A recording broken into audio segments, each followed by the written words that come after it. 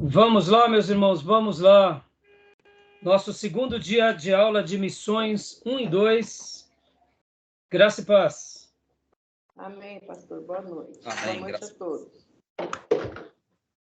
Bem, graça e paz. Como é costume, nossas aulas são gravadas para que a gente possa utilizá-las depois e abençoar outras vidas e formar obreiros onde quer que essas aulas chegarem. Bom, queridos irmãos, estamos aqui no nosso segundo dia de aula de missões, o último bloco desse ano. Nós estamos trabalhando sobre missões 1 e 2, e aqui, nesses primeiros dias, nós estaremos trabalhando sobre missões 1, e a proposta de missões 1, na nossa grade aqui do nosso seminário local, é trabalhar em cima de teologia de missões. Teologia de missões. Buscar na palavra a fundamentação para essa obra tão importante, que é a obra da evangelização e a obra missionária, as tarefas missionárias. Então, estamos aqui aprendendo. Na aula passada, nós falamos um pouco sobre a ementa, a distribuição da matéria, o programa de aula. Já começamos a desenvolver em cima de alguns conceitos. Eu tenho uma apostila que eu escrevi, algumas informações que eu gosto de passar aqui para vocês. Hoje nós estaremos continuando em cima disso. E durante esses dias, é claro, como eu tinha dito para vocês, eu quero e faço questão que vocês estejam lendo, né, tanto o livro do Timóteo Carricker, que é esse, A Visão Missionária na Bíblia, Uma História de Amor, como também a outra apostila que nós temos, que o nosso querido irmão Tomé, inclusive, está fazendo um trabalho, que é Assim Está Escrito, Motivo Missionário nas Escrituras, Henry Cornell Guerner, que é um material maravilhoso. Nosso querido irmão Tomé está fazendo um trabalho bem legal para que essa apostila que foi xerocrafada, ela possa ser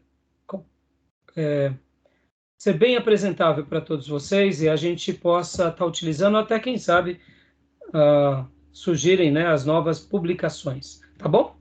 Então, como é costume, meus irmãos, eu gosto de ler um texto bíblico e quero agora ler com vocês um versículo que retrata aquilo que na semana passada eu tinha feito até uma pergunta, e eu até reformulei a pergunta, que é a seguinte pergunta: qual é o versículo em toda a Bíblia que expressa e traduz o espírito missionário? Quem foi e é o grande missionário nas Escrituras, ou os grandes missionários nas Escrituras? E a resposta eu já dei na semana passada, e falei que o grande texto que expressa o coração de Deus e o coração missionário, e essa pessoa e esse missionário, ou os missionários, são a própria Trindade. É a própria Trindade.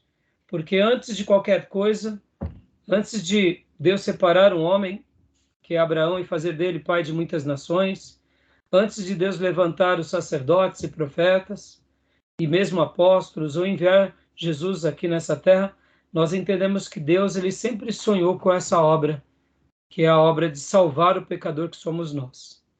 Por essa razão, Jesus foi morto antes da fundação do mundo, diz as Escrituras. E o texto que expressa esse coração missionário, essa obra missionária, não é outro senão João 3,16. Tá bom? Podem ver que nesse texto, nessa passagem, nesse versículo, nós entendemos como Deus ama e como Deus se torna na pessoa do Pai, do Filho, e entendemos também aqui a presença do Espírito Santo. Esses grandes missionários, ora que enviam e que sustentam. Como eu disse na última aula, o missionário é aquele que vai, mas sempre aquele que vai, campo, tem alguém que sustenta essas cordas, que sustenta esse missionário em oração, em intercessão e apoio.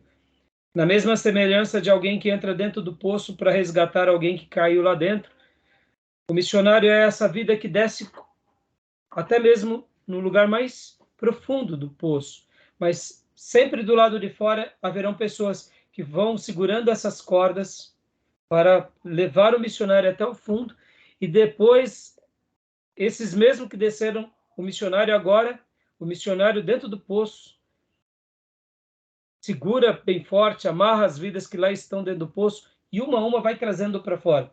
Quem traz para fora são aqueles que apoiam a obra missionária. E vemos que antes de nós fazermos missões, antes de nós enviarmos missionário, ou termos um coração evangelístico, Deus sonhou com tudo isso. E eu quero ler com vocês agora João 3:16. Quem achou, quiser ler, por gentileza, leia para nós, por favor.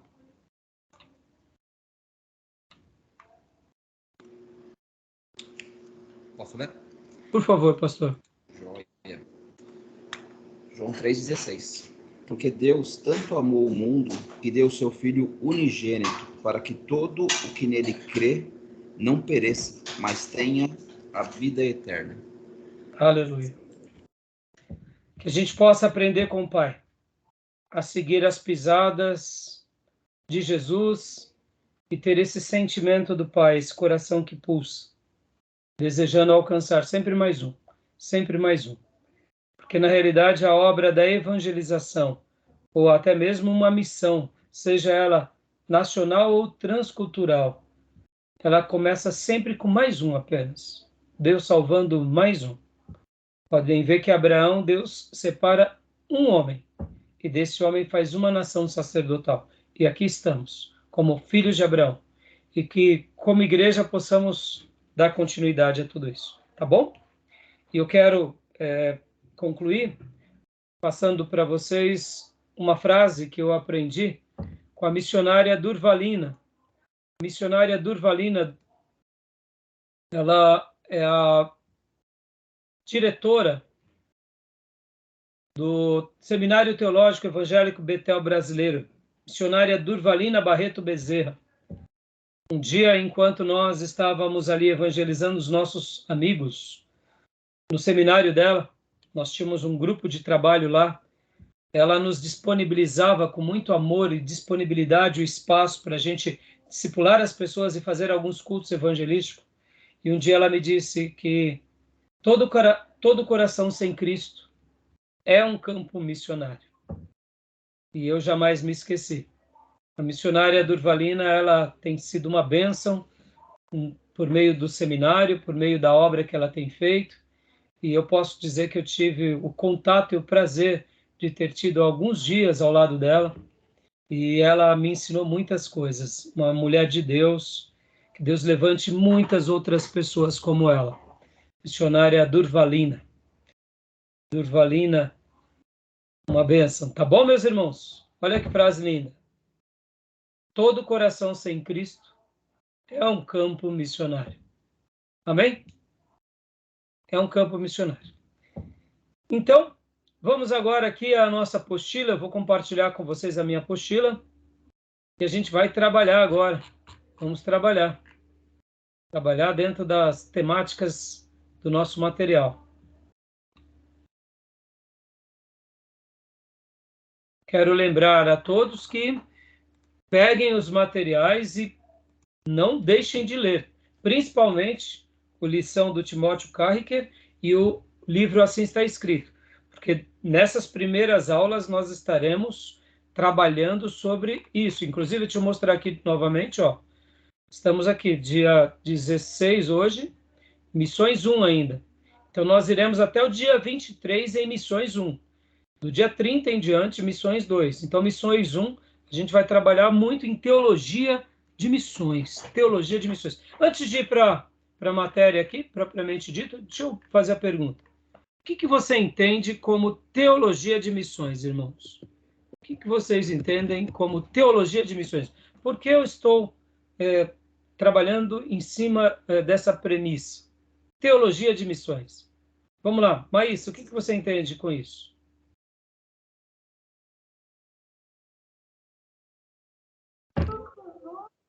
Teologia de missões? O que eu quero dizer ao falar... Bom, durante esses primeiros encontros, nós estaremos falando sobre teologia de missões. Pastor, Vamos como fala? Pelo sentido literal da palavra. Ótimo. Já começou bem. Teologia é estudo de Deus, né? Hum. Então, é entendimento divino em relação às missões? O momento divino em relação às missões. Muito bem, colocou bem. Você deu uma... Você viu, você foi em cima. Percebam que um tema, uma proposta, ela é uma tese. Exatamente. Você, em virtude da tese, teologia de missões, você disse que seria o estudo, como que é? Estudo divino em relação às missões. Aí, joia. Beleza. Está dentro de uma premissa, mas vamos lá, vamos melhorar mais. Vamos lá, irmã Cleusa, o que eu quis dizer quando a gente está estudando sobre teologia de missões? Então, eu creio que é um estudo sobre... Eu penso assim, que é um estudo sobre a evangelização com a missão, é um preparo para a missão. Certo, muito bem. Está dentro da linha. Joia. Né? Então, a Maísa tinha dito também que é um estudo baseado... Né, Maísa? Como que foi a sua frase mesmo?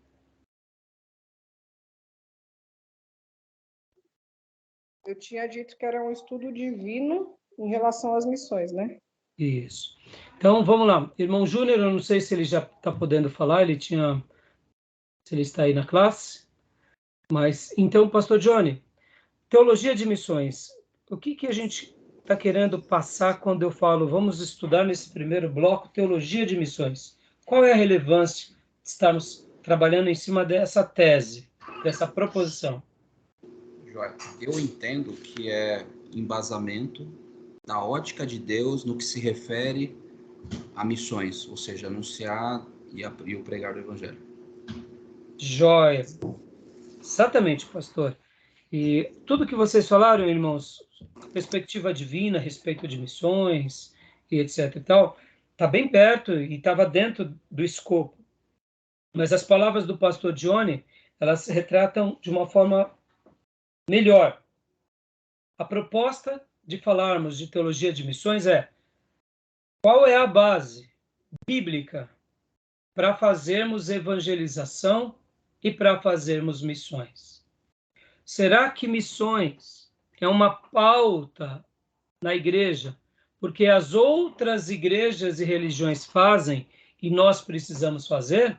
Ou será que missões, antes de mais nada, nasce nas Escrituras, está baseada nas Escrituras? Deus sempre sonhou com isso e por essa razão o povo de Deus sempre precisou ser, ora, um povo que proclama o amor de Deus, ou seja, anuncia o reino de Deus, ou como no Novo Testamento diz, anuncia as boas notícias ou boas novas, e no Velho Testamento era a nação sacerdotal para o mundo. Percebam que mudam-se as terminologias, mas o ofício é o mesmo. É fazer com que a glória de Deus e o reino de Deus seja levado a todos, para que toda a terra conheça o Deus de Israel, que é o único e verdadeiro Deus, e por meio desse conhecimento e por meio da sua palavra, por meio dos seus estatutos, passe a obedecê-los. Logo, teologia de missões nada mais é do que as doutrinas bíblicas sobre esse tema. E quando falamos de missões, não tem como falar em missões sem colocar dentro de parênteses evangelização. Porque como trabalhamos na aula passada, a evangelização ela acontece perto de nós. A evangelização que alcança outros grupos, outras nações, outras etnias, outros povos, que está muito mais distante de nós, poderíamos chamar de grande evangelização, mas se convencionou de chamar de missões. Então, em todo projeto missionário é também uma obra de evangelização. Mas nem toda obra de evangelização, na nossa nova perspectiva, é uma obra missionária. Toda obra que ganha as vidas, ela está inserida na evangelização. O evangelho alcança os que estão perto e os que estão longe. No entanto, chamamos os que estão longe de obra missionária, e os que estão perto de obra de evangelização. Então, o evangelismo ele está nos dois, né? O evangelismo está nos dois, mas as missões só está naqueles que, de fato, estão mais longe, por uma questão de convenção. Então, na realidade, a síntese é essa mesmo. Qual é a fundamentação bíblica, escriturística. Está na Bíblia? Tá. Por que devemos fazer? Está na Bíblia, no Velho Testamento? Está. Está no Novo Testamento? Está. Está antes da lei? Está. Está antes de Abraão? Está. Está ali no período da geração do dilúvio? Está. E está lá no Éden a evangelização? Está. E antes do Éden? Também está. Porque Deus já sonhou com esse projeto lá no céu. Ou seja, esse projeto de evangelização nasceu no coração de Deus na eternidade. Porque Deus sabia que um dia o homem se distanciaria dele, e aí Cristo foi morto antes da fundação do mundo. E, em tese, na obra da expiação, ela só se concretiza quando alcança vidas. Tá bom? Então, teologia de missões é isso. E por que eu sou muito enfático nesses primeiros blocos, irmãos? Porque, como disse um obreiro na nossa igreja, certa ocasião, nós estávamos tendo um trabalho, né, com os obreiros, e esses obreiros, eles davam um certo trabalho, e certa ocasião, eles misturavam o trabalho com um misto também de, vamos fazer uma obra de evangelização. E aí um dia esse obreiro muito querido, muito piedoso, disse assim para mim: pastor, parece uma magia, né? Falou de evangelização, o povo parece que vira um frenesi, né? Mas não dura 3 meses. E eu falei: é isso mesmo, filho. Infelizmente, quando se trata de vamos fazer uma obra de evangelização, as pessoas parece que elas encarnam uma coisa até meio mística, meio doentia, porque vamos fazer uma obra de evangelização, e fazem, mas não é uma obra de evangelização inteira. Não é o id inteiro. Porque o id inteiro, como está em Mateus 28, é ide por todo mundo, pregar o evangelho a todas as criaturas, ensinando-os a guardar todos os mandamentos, batizando eles em nome do Pai, do Filho e do Espírito Santo. Ou seja, a evangelização completa, ela começa na proclamação, no querigma, como chamamos, mas ela também, dentro dessa proclamação, tem o discipulado, tem a consolidação, tem a vida de igreja. Aí sim essa evangelização se tornou completa. Pode ver, hoje as pessoas estão felizes de fazer um movimento de 1 mês, de 2 meses, e depois ficam 2 anos vivendo uma vida cristã relapse, sem compromisso com a igreja, com o reino, sem papel de hierarquia. Ou seja, aí quando se fala também de trabalho missionário, é uma febre. Parece que se a pessoa vai e passa as férias dela 10 dias num campo missionário, ela fez toda a obra de Deus, e depois ela volta e tem 11 meses e meio sem vida de compromisso com Deus. É uma coisa, eu diria assim, muito perigosa. É fácil de entender isso. Essas pessoas, elas são movidas a uma ideia e não são movimentadas em virtude de uma disciplina, né? É bem simples, né? Então, hoje, eu estou falando tudo isso para vocês porque é por essa razão que eu quero que vocês, ao saírem daqui nessas aulas, como eu já disse no primeiro bloco, ou melhor, no primeiro dia de aula, não sou missionário, mas eu tenho um coração evangelístico. Eu tenho um coração que compreende o espírito missionário. E então, em virtude disso, e hoje eu quero falar com vocês alguns paradigmas. Hoje a nossa pauta vai ser os conceitos missiológicos e os paradigmas. Como entender isso melhor? Como eu falei para vocês há pouco, citando até esse mesmo exemplo aqui na nossa igreja local. E não é, irmãos, olha, eu digo isso até com uma certa dor no coração, porque esses obreiros eram bons obreiros. Não vou falar para vocês que não eram bons obreiros, que não eram dedicados, que não tiveram sonhos corretos, mas, na realidade, tanto a evangelização quanto a obra de missões, muitas pessoas não entenderam muito bem o que é isso. Eu digo isso assim com o coração apertado, porque elas acham que pregando o evangelho, para alguns, eles vão pregar e está tudo bem, só de ter pregado. E não, irmãos, o pregar é uma parte do todo. Sabe aquela ideia de que eu vou casar e vou me tornar maduro? Casar não faz ninguém se tornar maduro. Casar é importante, mas quantas são as pessoas que têm uma ilusão de que casamento ou ser pai vai resolver os problemas? Não, não. Casamento não amadurece ninguém. Ser pai não amadurece ninguém. Eu posso me casar e continuar sendo uma pessoa imatura. Posso ter 5 filhos e ser uma pessoa extremamente imatura. E posso ser um adolescente maduro. E posso ser um jovem maduro e um solteiro maduro. O que determina a maturidade? É bem simples. A imaturidade está na base da falta de responsabilidade. E a maturidade está baseada e sedimentada na responsabilidade. Entendemos que uma pessoa, quando ela se casa, é porque ela já tem responsabilidade e agora ela quer mais responsabilidade. E quando ela tem filhos, ela quer mais responsabilidade. Então, quando enxergamos alguém e falamos, fulano de tal é maduro na vida, é maduro como pessoa, é maduro como homem, é maduro como cristão, é maduro como ministro, você pode avaliar que essa pessoa ela é responsável. Tudo que ela faz, ela concretiza. Ou senão ela nem chega a realizar, porque ela tem dentro de si essa clareza. Pode ver que uma pessoa que é madura é responsável, e quem não é maduro não é responsável. É bem simples. Então, por isso que eu digo para vocês que a obra da evangelização e a obra das missões muitas vezes mexe mais com a emoção, com aquela suposta ideia de que eu serei uma bênção.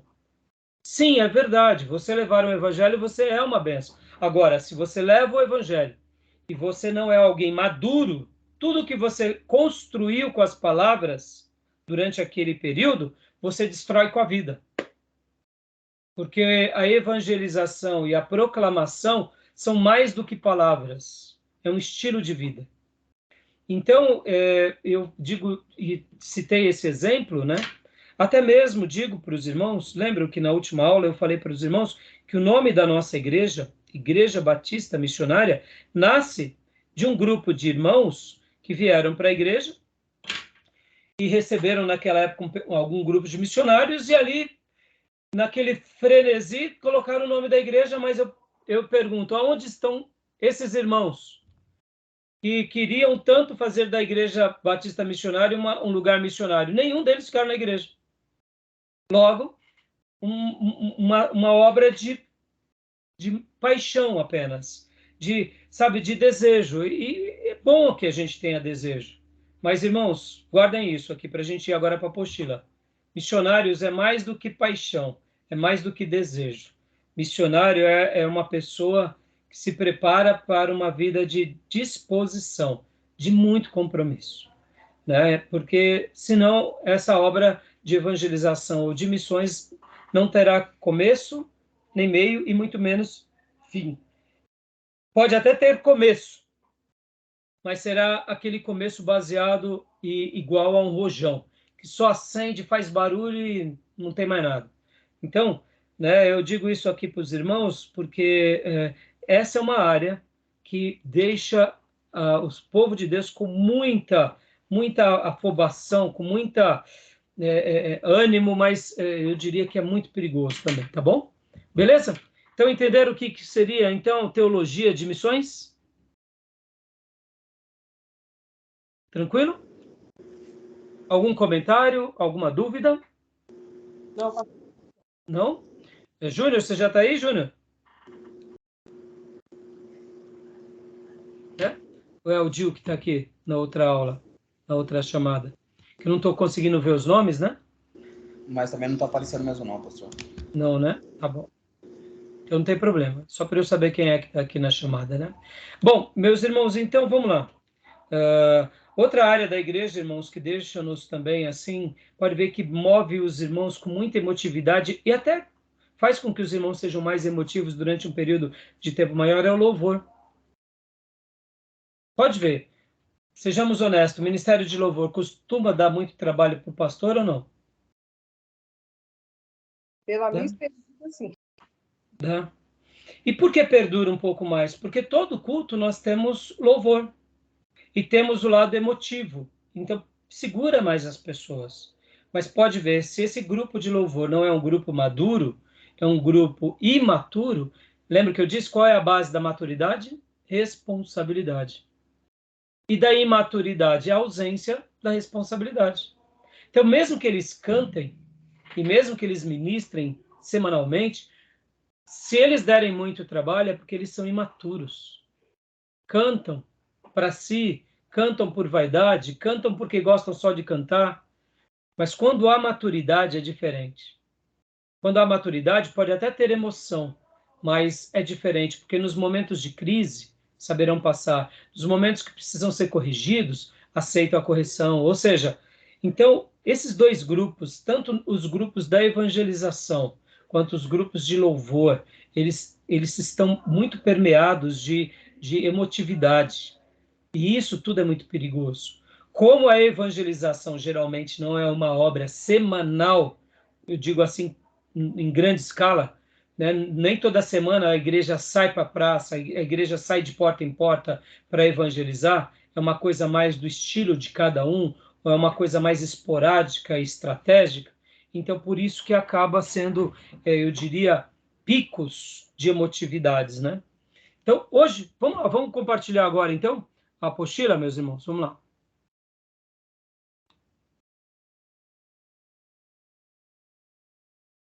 Na nossa primeira aula, falei sobre missões e hoje a gente vai continuar falando. Falamos um pouco sobre o momento tecnológico e paramos aqui, quebrando paradigmas a respeito da vocação missionária e da obra de missões. E aqui eu até citei há pouco essa frase, né? Que todo coração sem Cristo é um campo missionário. A missionária Durvalina Barreto Bezerra. Irmãos, nós tínhamos lá no pregão, deixa eu mostrar aqui para vocês.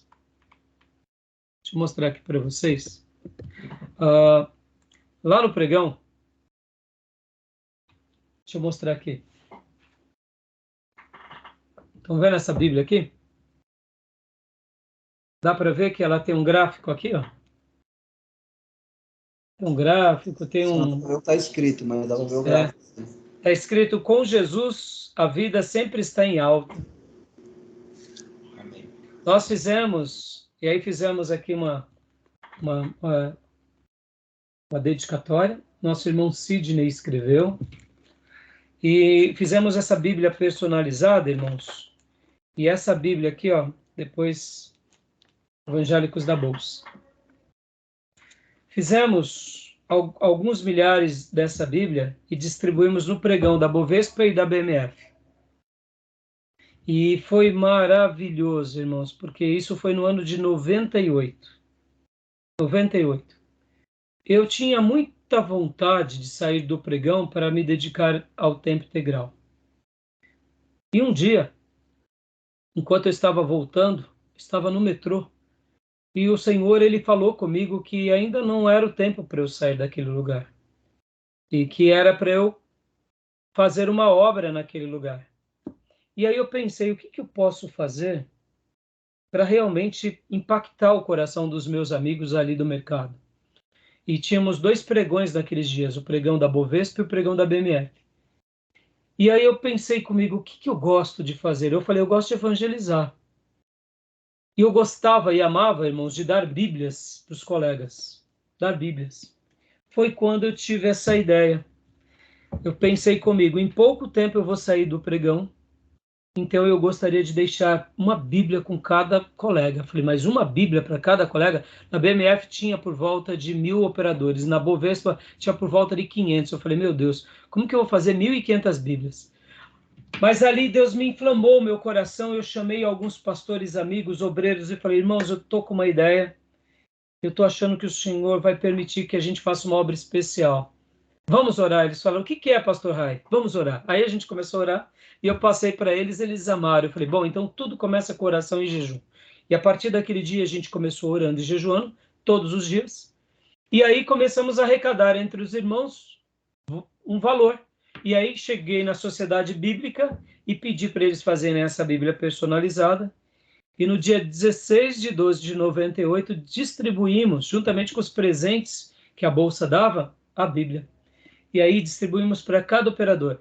De todos os operadores e auxiliares e funcionários da Bolsa, somente 2 pessoas não quiseram a Bíblia da BMF. E lá na Bovespa, fizemos a mesma coisa. E aí saiu notícias até nos jornais, e os jornais diziam assim, foi uma fase, aconteceu alguma coisa, falava assim, os operadores estão em crise porque estão até distribuindo Bíblias. Foi meio engraçado, as mensagens meio distorcidas, né? Que tipo assim, a bolsa está caindo e eles estão em desespero que eles estão até lendo a Bíblia. Bom, resumindo, só para ter uma ideia aqui, irmãos, uma última coisa. O presidente da Bovespa, o presidente da Bolsa de Valores daqueles dias, me chamou na sala dele, na sala presidencial da Bolsa de Valores do Estado de São Paulo, e lá ele pediu também para que nós deixássemos Bíblias lá no departamento do RH, e ali eu pude orar pelo presidente da Bolsa, e eu e os meus amigos distribuímos para todos os operadores e auxiliares. Resumindo, irmãos, foi uma bênção, foi maravilhoso. O que era isso? Obra de evangelização. Pouquinho tempo depois, eu fiquei sabendo que o Seminário Betel Brasileiro estava do lado ali no metrô São Bento, na galeria do metrô São Bento, no prédio, em frente ao metrô São Bento, que eles tinham montado o seminário. Aí eu fui até a missionária Durvalina e pedi para ela nos liberar as salas durante o horário de almoço, para eu discipular algumas ovelhas que eu tinha ganhado para Cristo. Pouco tempo depois, eu pensei, eu vou pedir para os diretores da Bovespa, da BMF, a sala de palestras, porque eu quero pregar para todo mundo. Eles não me deixaram. Aí eu fui lá pedir para o diretor de pregão, eu falei, vai lá e pede para o diretor da BMF. Eles falaram, não, vamos te deixar. Eu falei, pede de novo. Irmãos, e pensa num camarada que insistiu. Eu falei, bom, já que vocês vão me deixar, aí eu cheguei e tive uma ideia. Eu falei, irmã Durvalina, aqui a senhora tem um auditório, não tem? Tem. Cabe quantas pessoas aqui? Pastor Rai, cabe umas 100 pessoas. Eu falei, posso fazer um culto e trazer todo mundo lá da Bolsa para cá? Ela me liberou. Meus irmãos, fizemos vários cultos, mas repleto de amigos da Bolsa. E ali fizemos, assim, vários anos, cultos em que os irmãos preparavam, a gente chamava pregador, chamava coral, chamamos até jogador de futebol, e que ia dar o testemunho, Branco foi um deles. Chamamos o Ricardo Gondim, na época boa do Ricardo Gondim, ele foi. Tínhamos chamado um pastor da Assembleia de Deus do Bom Retiro, pastor presidente, como que é o nome dele mesmo? É o Jabes de Alencar. Quando ele soube que a pregação não seria no auditório da BMF, ele não foi. Não foi, porque foi cancelado, era para ser no auditório da BMF. Aí ele mandou um auxiliar dele. A partir daquele dia, o Jabes de Alencar caiu no meu conceito assim absurdamente. Falei, não, desculpa. Como o Gondim também, infelizmente, mudou de caminho. Mas, olha, recebemos o Gondim, recebemos outros pastores. E, olha, irmãos, fizemos cultos com 70, 100 não crentes. Foi a coisa mais linda. Bom, para eu dar um resumo aqui. Até hoje, em vez em quando, eu recebo uma ligação, como eu recebi dias atrás, de um colega que ele procurou e achou o meu WhatsApp, o irmão Douglas, que hoje está morando lá na Praia Grande, e ele disse assim, Raya, sabe aquela Bíblia que vocês deram no pregão? Sei, pois é. Olha, eu quero te dizer que deu fruto, viu, meu irmão? Desde 2018 eu estou em Cristo, e eu participei agora de um congresso, tal, recentemente, e não é que eu perdi a minha Bíblia, Raya? Você tem mais uma daquela para me dar? Eu falei, não tenho, Douglas. A única que eu tenho é a minha. Só essa, irmãos. Então, eu estou falando isso para vocês, irmãos, porque eu não gosto de ficar citando, né? Aquilo que a gente faz. Mas aqui é um trabalho de missões, né? Então, eu estou compartilhando isso para vocês, porque durante todos os meus dias ali em que eu estive no mercado financeiro, eu me orgulhava, eu falava assim, eu sou missionário aqui. E, abre aspas, hoje, quando nós temos o grupo de Igrejinha da Bolsa, até para vocês terem uma ideia, até hoje temos um grupo de WhatsApp, temos um grupo de canal de redes sociais, que é a Igrejinha da Bolsa. Quem são? São os nossos amigos do pregão, que até hoje a gente tem contato. Então, eu tenho um grupo, que eu vou até mostrar aqui para vocês agora, ó. Vou até mostrar e compartilhar para vocês. Um grupo que nasceu, tá aqui, ó, meu WhatsApp. Deixa eu mostrar aqui para vocês.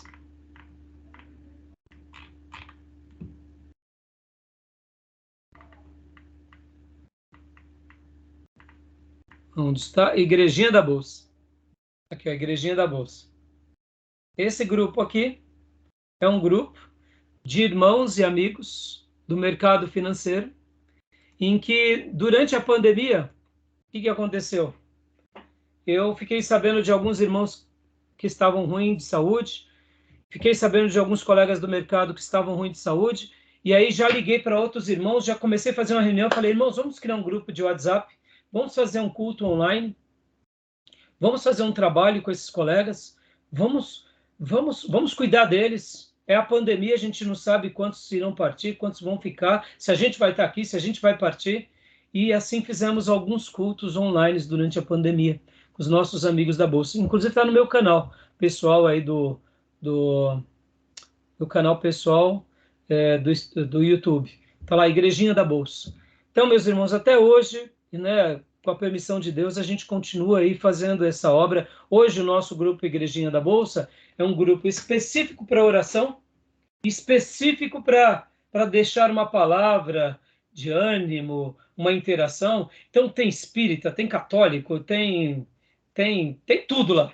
E em vez em quando eles publicam algumas coisas também que a gente não concorda, mas assim a gente vai fazendo aquela,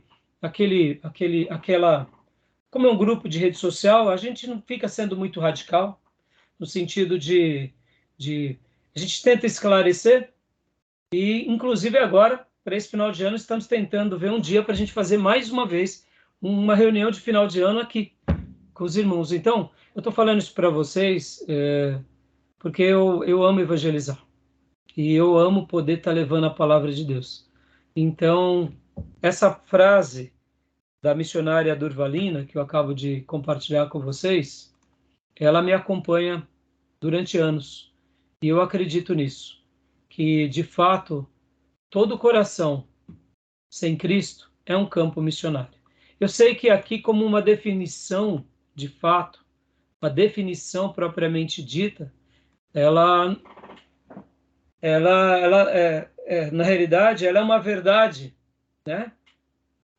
E aqui poderíamos falar que ela é uma obra de evangelização, mas pensando que o coração de uma pessoa é uma terra desconhecida, e muitas vezes nós estamos querendo ganhar pessoas de um outro mundo, de uma outra nação, e tem alguém tão distante do nosso lado, que não deixa de ser uma grande verdade, né?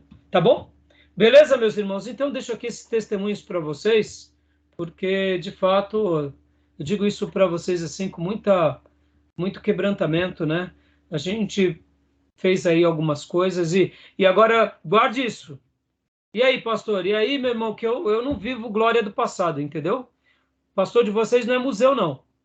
Eu quero uma glória de hoje. Eu quero ganhar mais uma pessoa hoje, eu quero ganhar mais amigos hoje e amanhã. E aquilo que eu fiz no passado fica como uma lembrança de alegria, né? Mas isso tudo só atesta uma coisa. Já fizemos algumas coisas para o Senhor. E eu sei que o meu Senhor merece muito mais, né? Desse servo aqui que vos fala, tá bom? Joia, meus irmãos.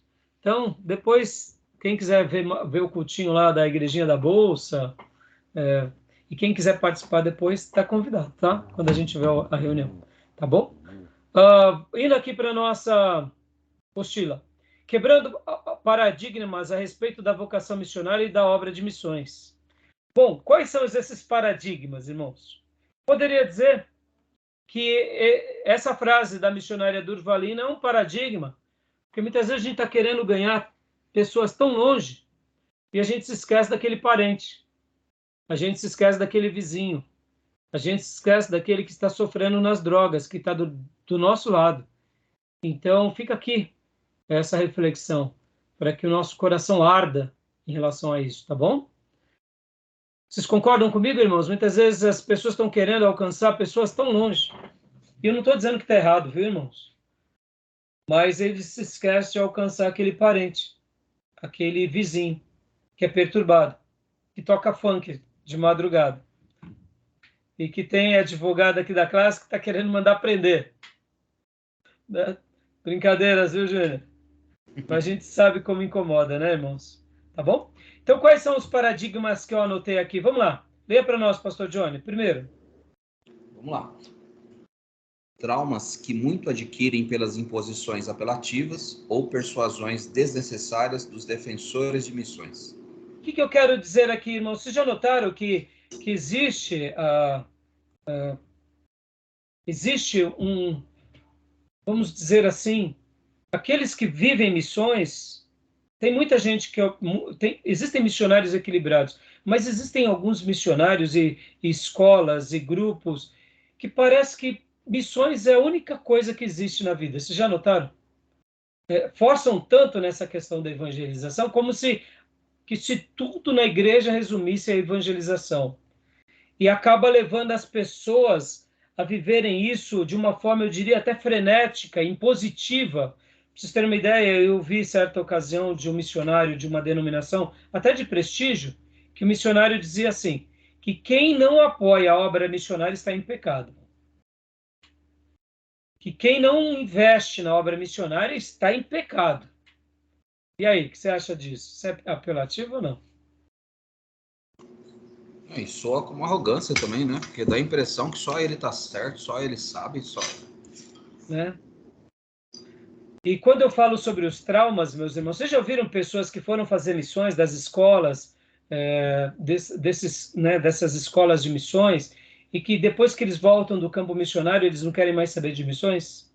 Já conheceu alguém assim? Quem já teve experiência? Pastor Johnny? Tinha um pastor na antiga denominação onde eu congregava. Avaliando hoje, né, entendendo um pouco melhor, não havia ali talvez maturidade mesmo. Havia realmente um desejo, né, de querer anunciar, de ir pregar, mas não tinha entendimento do local que estava indo, até porque era um outro idioma, a pessoa não tinha domínio. E aí essa pessoa, quando sai da denominação, aliás, quando ela se desloca para outro país, ela vendeu literalmente tudo que tinha. Na ocasião, a igreja ia de fato sustentá-las, mas seria uma ajuda de custo, na verdade, bem baixa comparado com o que era o custo no local. Ficou poucos dias, quando voltou não tinha nada, né? Até porque vendeu tudo. E aí ficou assim, criou na verdade uma aversão à ideia das missões. Tempos depois, esse pastor pastoreava uma igreja da denominação, ele, enfim, acabou entregando a igreja, se afastou, inclusive da relação dele com Cristo. Então, pois é. Foi bem grave. Obrigado, pastor, por ter citado. E aqui, meus irmãos, eu não estou querendo aqui colocar uma culpa às agências missionárias, tá? Não é isso. Mas existem grupos, e aqui quando eu falo grupos, são igrejas, grupos de pessoas, agências missionárias, que elas colocam uma ideia no candidato, que muitas vezes ela é uma ideia muito glamurosa, que o candidato ele vai sair para fazer missões, vai ganhar multidões, vai ganhar nações, que ele vai viver milagres dos mais variados. E quando nada disso acontece, quando ele chega lá, sofre, padece, algum ente querido morre, pronto, toda a fé é abalada, aquele grupo é desestruturado, aquelas famílias são dizimadas, e quando vai ver, aquilo que parecia ser uma obra boa, acaba sendo uma obra agora, por isso que eu coloquei aqui nessa frase, traumas. Acaba sendo traumático para aqueles que foram, para aqueles que são da família, e traumático, inclusive, para alguns que estavam próximos e viram. Percebam que a obra missionária, ela é muito nobre, ela é muito linda, ela é muito especial, mas é por isso que eu estou trabalhando durante esses 2 dias aqui, tanto do primeiro dia quanto hoje do segundo dia, sobre esses conceitos missiológicos. E eu quero quebrar alguns paradigmas, para que a gente possa, então, entrar na teologia de missões, para que a gente entenda que teologia de missões é uma coisa muito mais complexa, e não só de complexa, de complexidade, mas complexa no que se diz respeito a essas ideias, que eu diria, muito glamurosas.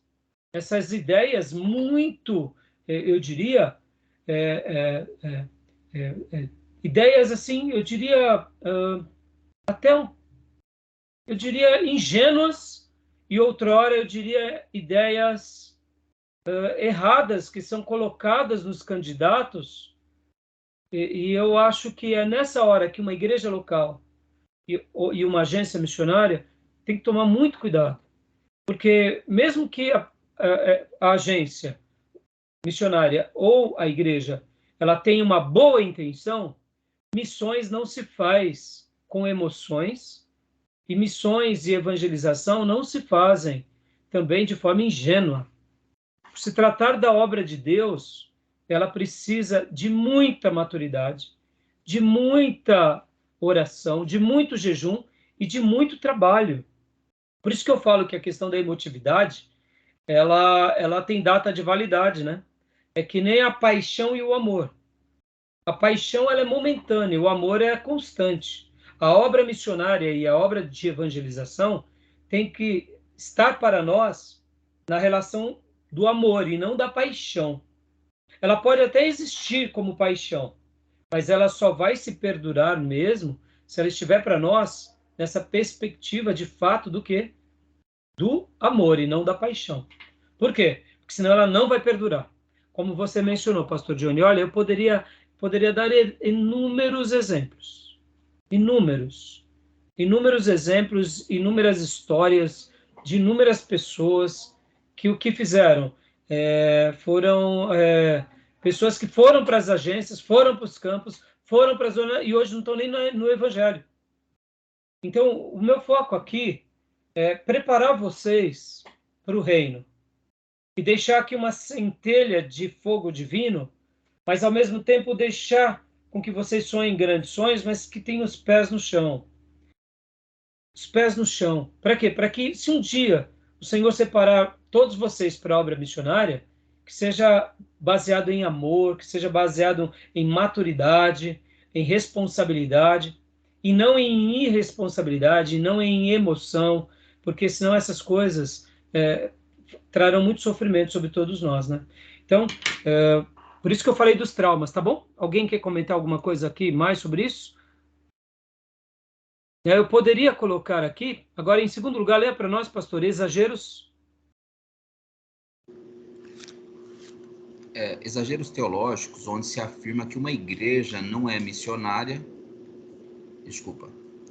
Exageros teológicos, onde se afirma que uma igreja que não é missionária não é uma igreja abençoada por Deus. Em outras palavras, o que eu quis dizer aqui? Aqui eu quero fazer até uma crítica a muitas agências missionárias. Porque olha só, irmãos, deixa eu fazer essa pergunta para vocês. Toda igreja local vai ser uma igreja missionária? O que vocês acham? Não vai ser não. Será que não vai ser? Será que a gente está falhando? Será que tem que ser? Vamos lá, vamos debater. O que vocês acham? Eu acho que ser sim, mas todas serão, eu acredito que não. Vamos lá, Maísa, Gil, Cleusa, graça e paz, Gil. Graças a paz, pastor, graças a paz a todos. Paz, irmão, desculpa cortar. Nem todo mundo se dispõe, né, pastor? Então eu tô com o irmão Johnny, pastor Johnny. Mas será que é por causa de disposição ou será que é por causa de vocação? Estou pensando como igreja local, tá? Estou pensando como igreja local. Será que toda igreja local, ela tem que ser uma igreja missionária? Meu pastor, eu acredito que toda igreja, ela não é por vocação, porque existe a chamada de Cristo, né, o ID, e o ID é para todos, não tem como a gente falar que é para uns e para outros não. Então eu acredito que cai nisso que a irmã Maísa falou, que a disposição, né? Tá, então, na sua opinião, Gil, então toda igreja deveria ser missionária. Correto, toda igreja, ela ela tem um chamado para fazer uma missão. Joia. Agora vamos dentro da terminologia e dos conceitos. Lembra? Evangelização é algo próximo de nós e missões é algo distante de nós. Então vamos lá. Toda igreja tem que fazer o seu papel na evangelização? Sim, sim. Pastor, reformulando, talvez não sendo toda igreja deveria ser missionária, mas pelo menos apoiar missões, né? Que for contra missões, aí eu acho errado. Tem que ter um apoio ou enviar alguém, mas talvez não seja o carro-chefe, né? Porque dependendo de quem está liderando essa igreja, a visão do pastor pode ser um evangelista, um mestre, aí eu acho que muda, que tem a ver com vocação também. Será que é só a visão do pastor ou é a vocação de Deus para a igreja local? Sim, então, eu estou da visão do pastor porque... Sim, ele é o né, no caso, o capitão do time, né? Sim, sim. No entanto, olha só, eu estou fazendo essas perguntas para fazer vocês pensarem, porque hoje, dentro dos conceitos missiológicos e dentro da quebra de paradigmas, muitas vezes a gente tem algumas ideias fixas que a gente acaba vivendo uma vida se sentindo culpado porque a gente não envia missionário. E muitas vezes a gente até tem uma cobrança exagerada ao pastor porque a igreja não está enviando missionário. Mas quando você vai ver a igreja local, muitas vezes a gente não se preocupa também em orar a Deus dizendo, Senhor, qual é a nossa missão aqui? O que o Senhor espera para nós como igreja local ou como denominação? A gente vai chegar lá hoje, na aula de hoje, vocês vão entender. E por que eu preparei essa aula para vocês, irmãos? Porque ao longo desses anos eu notei que muitos irmãos bem intencionados querem fazer missões, mas são ingênuos. Alguns obreiros, por vaidade, querem fazer missões porque isso cria aquilo que eu falei para vocês, aquela impressão de que fazemos uma obra especial para Deus. E cria um povo todo frenético na igreja, porque vive de grupinhos de evangelismo, de missões, mas não é algo... Então, hoje eu estou querendo mesmo sacudir a roseira, e a gente vai fazer uma lição de casa bem legal juntos. Eu estou fazendo esses questionamentos, porque tem vezes que a gente se esquece que Deus tem vocações específicas para cada denominação. Me entendam, irmãos, toda a igreja local, eu diria, ela faz o papel da evangelização. Então, em tese, ela é uma igreja missionária. Só que, muitas vezes, o papel dela é mais na localidade. Está entendendo? É na região. Enquanto outras, Deus levanta para ir para muito mais longe. Eu sei que talvez está sendo um pouco confuso, mas já vocês vão entender minha linha de raciocínio. O que eu quero hoje é tirar as arestas, é deixar vocês convictos. Irmãos, eu não estou aqui com isso querendo dizer que eu sou contra. Não, meus irmãos. Não é isso. Como eu disse na primeira aula para vocês, eu não vejo a hora de Deus me levantar 10 missionários para valer. Não vaidosos. 100 missionários para valer. Que vaidosos, irmãos, já tive centenas nesses 20 e poucos anos. Mas que não dura 6 meses. Aonde estão muitos deles? Está até desviado. Porque eram vaidosos, imaturos, e criavam frenesi dentro da igreja, que eu vou te falar, mas não se consolida. Por quê? Porque é fruto de imaturidade, de vaidade. Perceba, existem ministérios que inflamam mais as vaidades. E aqui fica uma coisa que aquele meu obreiro que diz, pastor, como desperta uma vaidade, né? Como desperta? E eu até falava para eles assim, irmão, isso daqui pode escrever. Tem guerra espiritual. Tem muitas vezes o diabo vendo essas pessoas vaidosas e imaturas. Muitas vezes o inimigo ele é tão ardiloso que ele consegue, de alguma forma, até enganar alguns servos de Deus em virtude desses temas, que não deveria ser assim. Porque já que essa matéria é uma matéria muito importante, não deveriam ter irmãos vaidosos, entendeu? Tá bom? Então, tá dando para ficar claro um pouco? Tá dando, Gil? Tá dando, Maísa? Querem fazer alguma pergunta? A irmã Cleusa, a irmã não acabou não falando nada. Tem alguma pergunta? Quer falar alguma coisa? Não, pastor, eu só ia falar o seguinte, todas as igrejas, né, deveria ter missões, mas também poderia, que nem acho que foi a Maísa que falou, de apoiar as missões, né? E um apoio às missões seria, assim, em valores, junto com os irmãos, já que não tem missionários para ir, mas ajudava o campo missionário dessa forma. Seria fazer missões também, não seria? Exato, seria, mas lembra da definição de um campo missionário da missionária Durvalina? Sim. E é isso que eu quero que vocês entendam. Muitas vezes, ganhar o parente cramunhão, ganhar o parente gadareno, ele não dá, porque mas missões começam onde, irmão? Missões começam na nossa casa. Não, eu penso Missões assim não também. começam na nossa família. Eu penso É muito assim. mais fácil a gente fazer missões lá fora. Entendeu? Então, isso é o que eu quero dizer para vocês, que tem hora que pessoas bem intencionadas, muitas vezes, e que não vivem o cristianismo na família, guardem isso, hein, irmãos? Vou repetir, não vivem o cristianismo na família, é muito mais fácil eles impressionarem de sacrossanto lá fora. Verdade. Porque lá fora eles falam, eles pulam, eles, né, com voz de trovão, e todo mundo, irmão, é a benção, vai ver ele lá na família. Eu conheço uma missionária que ela vai para todo lugar, 5 dias da semana. Mas aí o marido dela falou para mim assim, ela não, se tivesse 8 dias na semana, 8 dias ela está na igreja. Mas ela não conversa com o irmão, não conversa, não visita a mãe, não fala com ninguém. Agora, em cima disso, irmãos, por que uma pessoa, quando trai o cônjuge, a traição, eu diria, acaba sendo uma coisa aparentemente gostosa, porque é furtivo. Você deu vontade, você sai.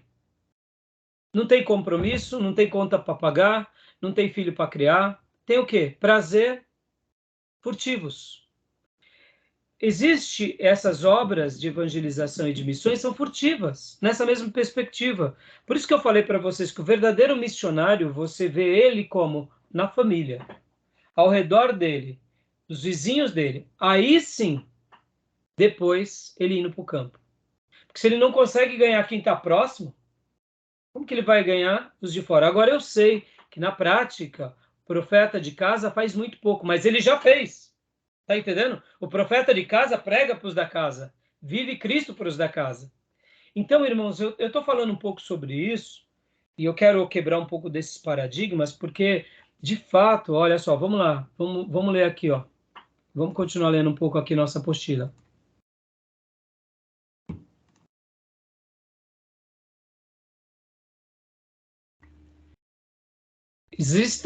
Leia para nós, pastor Johnny. Leio sim. Existem igrejas fortíssimas no evangelismo local e fracas em missões. É o caso da Assembleia de Deus no Brasil. Me permita aqui o comentário, tá, irmãos? É a maior igreja ou denominação da nossa nação. No entanto, no que se diz respeito à preparação, ao envio, à manutenção de missionários, tanto em território nacional quanto internacional, eles são muito fracos, basta você conversar com eles.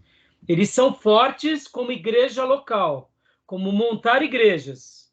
Ou seja, eles são fortes no que? Na evangelização. Mas no assunto missiológico, eles já não são. E agora, leia para nós essa outra frase, pastor. Joia. E vemos o contrário entre nossos irmãos batistas tradicionais e outras denominações históricas. São fortes como denominação no Brasil, mas se tratando de missões, são excelentes. Seus centros de treinamento, suas bases missionárias, o apoio dado aos enviados aos campos e toda a organização acabam abençoando muitas nações com o envio de missionários, abençoando também muitos ministérios, porque nos ensinam como fazer missões. Então, faltou só uma frase aqui. Eles não são tão grandes quanto os pentecostais e avivados, Mas no que se diz respeito ao treinamento de missões, à maturidade de missões, ao preparo de missões, aos dilemas, a maneira em que eles filtram e tentam lapidar esse candidato, tirando todas as arestas de fetiches, de vaidades, de emotividades, colocando eles dentro do trilho da responsabilidade, do amor, tirando a paixão momentânea, são excelentes. A maior denominação que envia, estatisticamente falando aqui, irmãos, depois vocês pesquisem, estatisticamente, quem mais envia missionários para o mundo das denominações é os batistas brasileiros. É tipo assim, irmãos, dá 10-0 em qualquer outra denominação. Aí você pergunta, pastor, mas os batistas brasileiros são tão grandes quanto a Assembleia de Deus? Não. Mas no que se diz respeito a missões, os batistas, os metodistas, os presbiterianos, os históricos, são muito fortes. Quando você soma todos eles, e você pega todos eles e todos os missionários que eles enviam, e compara o envio, eles ganham de 10-0 na quantidade de missionário que eles enviam. Depois, a maneira em que esses missionários são mantidos durante um período médio, eles se mantêm. E a maneira que esses missionários também se mantêm fazendo a obra num período longo. É algo absurdo. Quando você pega as mesmas estatísticas dos que os pentecostais enviam, é uma quantidade até grande. A maneira em que eles fazem a manutenção, pelo amor de Deus, muitos missionários pentecostais literalmente vivem pela fé. E a maneira em que eles concluem essa manutenção a longo prazo é pior ainda. Então, irmãos, olha que interessante. Uma igreja poderosa localmente, mas fraca em missões, e uma igreja que a gente tem como os frios, que são fortíssimos em missões. Interessante, não? Estão entendendo? Agora, deixa para a gente parar a gravação aqui, para a gente ir para o nosso intervalo. A Assembleia de Deus é uma bênção ou não na nossa nação? Tenha dúvida. Maravilhosa, uma igreja maravilhosa. Irmão, você vê igrejas, Assembleias de Deus. Você vê assim, por exemplo, eles são distribuídos em setor. Você pega um setor deles, a sede do setor é gigante. Uma igreja de 5.000 pessoas. Você fala assim, meu Deus do céu. Aí mais uma de 5.000, mais uma de 3.000, é maravilhoso. É comum, eu lembro que alguns anos atrás eu peguei uma lista das igrejas de Ferraz e era por volta de 40 igrejas da Assembleia de Deus em Ferraz de Vasconcelos. Eu fiquei impressionado. Eu falei, pelo amor de Deus, quantas? Não acreditei. 40, irmãos. Entre igrejas, congregação. E quando você começa a ver, você fala assim, realmente, tem aqui uma, tem ali outra, tem ali outra, e tudo igrejinha pequena, média, gostosinha, assim, você vê que é bem estruturada. Você vê que é igrejas sérias. Então, vamos lá. Eles estão fazendo evangelização ou estão fazendo missões? Evangelização. Lembra que eu disse que dentro de missões a evangelização está. Mas nem toda evangelização está missões. Então a Assembleia de Deus está cumprindo o ID? Claro que está. Porque quando você faz a evangelização, você já está fazendo o ID. Estão entendendo, irmãos? Estão entendendo? Agora, vamos lá. A Batista Brasileira e os presbiterianos, metodistas históricos e congregacionais e os nossos, eles são uma bênção para a nossa nação ou não? São. Quem é mais forte em missões? São eles. Agora, percebam, irmãos, em número, quem são maiores? Os pentecostais. Em missões, quem são maior? Os tradicionais, os históricos. Está entendendo que são vocações de Deus? Tá? Ficou claro? Que é vocação. Pastor, mas é vocação durante quanto tempo? Eu não sei. Aí entra numa outra pauta. Qual é a pauta? Quanto tempo a igreja histórica vai continuar fazendo isso? Não sei. E se amanhã Deus quiser usar a Assembleia de Deus? Pode ser que amanhã ela se torne a maior. Porque aí Deus derrama para eles essa graça. Então, irmãos, eu estou fazendo esses paralelos para mostrar que muitas vezes o importante é a igreja e o cristão evangelizar. E aqui eu estou defendendo a tese de que todo coração não crente é um campo missionário. Porque isso tira um peso, irmãos, tira um peso. E aí, agora no segundo bloco, eu vou entrar e vou dar algumas explicações para vocês de algumas igrejas, de alguns movimentos, ainda dentro dessa perspectiva, para poder mostrar o seguinte: é urgente a obra da evangelização, é urgente a obra missionária, mas é urgente também, como corpo local, a gente entender o que Deus tem para nós. O que Deus tem para nós. As definições não são muito fáceis, né, pastor?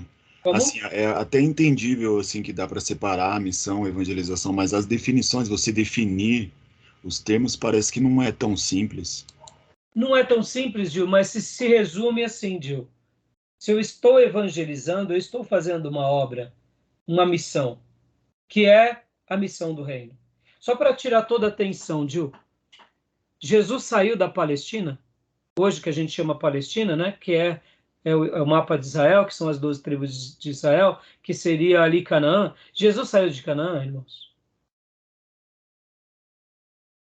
Jesus mal saiu, né, da Galileia. Ele ia para Jerusalém periodicamente. Ele foi para o Egito quando era pequeno, mas Jesus nunca foi para o Egito, nunca foi para a Síria, nunca foi para o Líbano, nunca foi... Jesus ficou em Israel.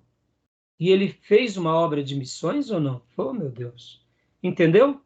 A evangelização, quando é feita no poder de Deus da forma correta, a repercussão é extraordinária. Jesus não saiu de Canaã, mas ele preparou um povo para alcançar o mundo. Os 12, aí é outra demanda. Os 12 foram enviados. O Filho de Deus poderia. Jesus, no máximo, foi para o samaritano, que eram os primos dele. Entendeu? E Decápolis, que ainda eram os primos desviados lá, junto com os gregos, né, os Seleucidas, os Ptolomeus. Lembra dessas histórias nossas? Entendeu, Gil? Então, o conceito se resume simples, Gil. Na evangelização, você já faz missão. Mas a missão é algo mais específico para um grupo que Deus separa a dedo. Deus separa a dedo. Para quê? Para que ele seja boca, voz em outro lugar. Então, a gente vai trabalhar agora no segundo bloco, ainda dentro disso, para a gente ficar mais claro, porque, irmãos, compreender isso, na minha opinião, é desafiador. É maravilhoso, mas, ao mesmo tempo, é importante, porque senão a gente fica sempre naquela perspectiva meia ilusória. Eu tenho que fazer missões, eu tenho que fazer missões, eu tenho que fazer missões. Vem cá, está pregando para o vizinho? Está pregando para o parente? Você já pregou e insistiu? Você está orando, pedindo para Deus te guiar? Deus está falando para você ir, você não vai? Aí não, aí é outra história. Mas tem vezes que Deus está falando para a gente pregar para os nossos amigos de trabalho. Como eu disse para vocês, irmãos, modéstia à parte, eu fui e sou um pastor que... Olha, irmãos, como eu tive orgulho de ter o meu comportamento, como eu agi no pregão. Eu e alguns colegas. Bom, sem brincadeira. O nosso nome lá de cristão era maravilhoso. Lá no pregão, irmãos, lá no pregão, a nossa atuação como cristão era maravilhosa. Só para vocês terem uma ideia, nós tínhamos um apelido, era Igrejinha. Deixa eu concluir com isso, que isso é um testemunho. Lá no pregão, tinha os nichos, né? Tinha Bobonieri, que era os filhinhos de papai, os ricos. A gente chamava de Bobonieri. Eu estava rico, tênis caro, carro importado, era a turma da Bobonieri. Aí tinha os maloqueiros, que era da padaria, maloqueiro mesmo. Pensa, na galera só da Zona Leste, lá do Alto do Peri, na Cachoeirinha, os maloca mesmo. Alguns malocas ficaram ricos, então era a padaria, né? Aí tinha Pavilhão 9, que o Pavilhão 9 era só do cheirador, a galera pesada, era o Pavilhão 9. E tinha a Igrejinha. A Igrejinha. Quando alguém queria uma palavra de fé, uma palavra de esperança, ia na Igrejinha. Onde era a Igrejinha? A Igrejinha era um grupo de irmãos que ficava ali conversando. Irmãos, o que a gente ganhou de vidas, o que a gente fez de oração ali. E muitas vezes as pessoas chegavam para nós e falavam assim, vem cá, qual a igreja que vocês vão? Onde fica? Né? A igreja que vocês vão, onde fica? Aí nós falávamos, é minha lá em Ferraz, a minha lá em tal lugar. Aí quando eles começavam a conversar, falavam, você é da Assembleia de Deus? É. Você é presbiteriano? É. Você é batista? Você é batista avivado? Você é batista tradicional? Batista nacional? Oh, mas vocês não são da mesma? Exalava tanto o cristianismo de nós que a placa ficava de lado. E nós deixamos uma marca poderosa. Lá entre a igrejinha, tinha diáconos que eu tenho orgulho de pôr para pregar na minha igreja, enquanto outros pastores eu não convido mais nem para sentar no banco. Eu estou falando que lá na igrejinha tinha crente, irmão, crente de verdade, que você via que resistia ao pecado, resistia à tentação, não aceitava suborno. Tinha ministros de música piedoso, crente para valer.